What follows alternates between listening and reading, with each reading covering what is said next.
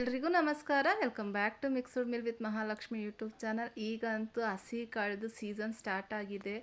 So ನಾನು ಇವಾಗ ಬಿಸಿಯಾಗಿ ಹಸಿ ಅವರೆಕಾಳು ಹಾಕಿ ಖಾರ ಭಾತ್ನ ಮಾಡ್ತಾಯಿದ್ದೀನಿ. ಈ ಚಳಿಗಂತೂ ಪರ್ಫೆಕ್ಟ್ ಬ್ರೇಕ್ಫಾಸ್ಟು. ಬಿಸಿಯಾಗಿ ತಿಂತಾಯಿದ್ರೆ ಹಬ್ಬ ಫ್ಲೇವರ್ಫುಲ್ಲಾಗಿರುತ್ತೆ.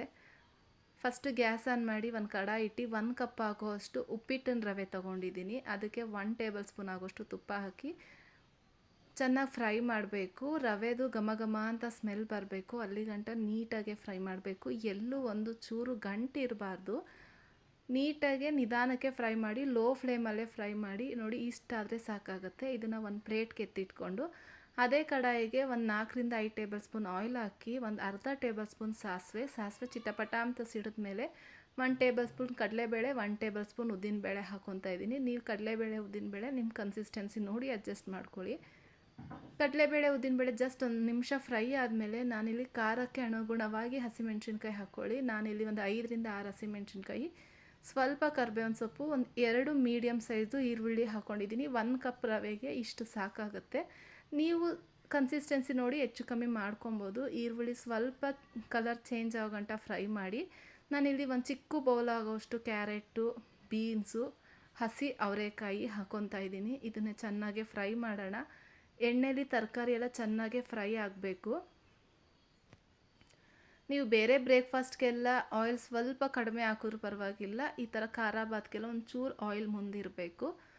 ಇದಕ್ಕೆ ಒಂದು ಮೀಡಿಯಮ್ ಸೈಜ್ದು ಟೊಮೆಟೊನೂ ಹಾಕಿ ಚೆನ್ನಾಗಿ ಫ್ರೈ ಮಾಡೋಣ. ಇವಾಗ ತರಕಾರಿ ಎಲ್ಲ ಬೇಯಬೇಕಲ್ವ, ಸೊ ಹಾಗಾಗಿ ನಾನು ರುಚಿಗೆ ತಕ್ಕಷ್ಟು ಉಪ್ಪನ್ನ ಇಲ್ಲೇ ಹಾಕ್ಕೊತಾ ಇದ್ದೀನಿ. ಸ್ವಲ್ಪ ಒಂದು ಚಿಟಿಕೆ ಅರಿಶಿನ ಹಾಕ್ಕೊಂಡು ಚೆನ್ನಾಗಿ ಫ್ರೈ ಮಾಡೋಣ.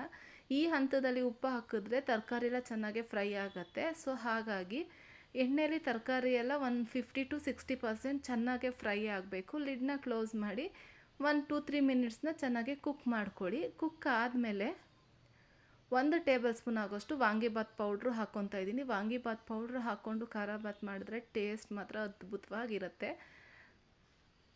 ಪೌಡ್ರಲ್ಲಿರೋದು ರಾಸ್ ಮೇಲೆಲ್ಲ ಹೋಗಬೇಕು. ಸೊ ಹಾಗಾಗಿ ಚೆನ್ನಾಗಿ 1-2-3 ಮಿನಿಟ್ಸನ್ನು ನೀಟಾಗಿ ಫ್ರೈ ಆದಮೇಲೆ 1 ಕಪ್ಪು ರವೆಗೆ ನಾನು ಒಂದು 5 ಕಪ್ಪು ನೀರು ಹಾಕ್ತಾಯಿದ್ದೀನಿ. 4ರಿಂದ 5 ಕಪ್ ಹಾಕಿದ್ರೆ ಕರೆಕ್ಟ್ ಕನ್ಸಿಸ್ಟೆನ್ಸಿಲಿರುತ್ತೆ. ಇದನ್ನು ಕುದಿಯೋಕ್ಕೆ ಬಿಡೋಣ.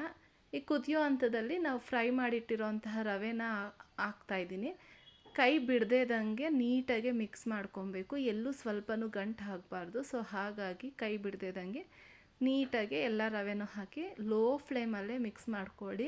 ಅಂದರೆ ಎಳೆ ಕಾವಲ್ಲೇ ಇದನ್ನು ಮಿಕ್ಸ್ ಮಾಡ್ಕೊಬೇಕು. ನೀವು ಹೈ ಫ್ಲೇಮಲ್ಲಿ ಇಟ್ಕೊಂಡು ಮಿಕ್ಸ್ ಮಾಡಿದ್ರೆ ಅದು ಕುದಿಯೋ ಟೈಮಲ್ಲಿ ಮಖಕ್ಕೆಲ್ಲ ಆರುತ್ತೆ. ಸೊ ಹಾಗಾಗಿ ಲೋ ಫ್ಲೇಮಲ್ಲೇ ಇಟ್ಕೊಂಡು ಈ ಥರ ಮಿಕ್ಸ್ ಮಾಡಿಕೊಂಡು ಲಾಸ್ಟಲ್ಲಿ ಕಾಯಿ ತುರಿನೂ ಕೊತ್ತಂಬರಿ ಸೊಪ್ಪು ಹಾಕಿದ್ರೆ ಯಮ್ಮಿ ಆಗಿರೋವಂತಹ ಬಿಸಿ ಖಾರ ಭಾತ್ ರೆಡಿ ಆಗುತ್ತೆ. ಬೇಕು ಅಂದರೆ ತುಪ್ಪ ಹಾಕ್ಕೊಳ್ಳಿ, ಇಲ್ಲಾಂದರೆ ಆಪ್ಷನಲ್ಲು. ಇಷ್ಟನ್ನು ಹಾಕಿ ನೀಟಾಗಿ ಮಿಕ್ಸ್ ಮಾಡಿ ಒಂದು 5 ನಿಮಿಷ ರವೆ ಬೇಯೋಕ್ಕೆ ಬಿಡಿ. ಬೆಂದಾದಮೇಲೆ ಬಿಸಿಯಾಗಿ ಸರ್ವ್ ಮಾಡಿ. ಇದಕ್ಕೆ ಕಾಯಿ ಚಟ್ನಿ ಸೂಪರ್ ಕಾಂಬಿನೇಷನ್ ಇರುತ್ತೆ.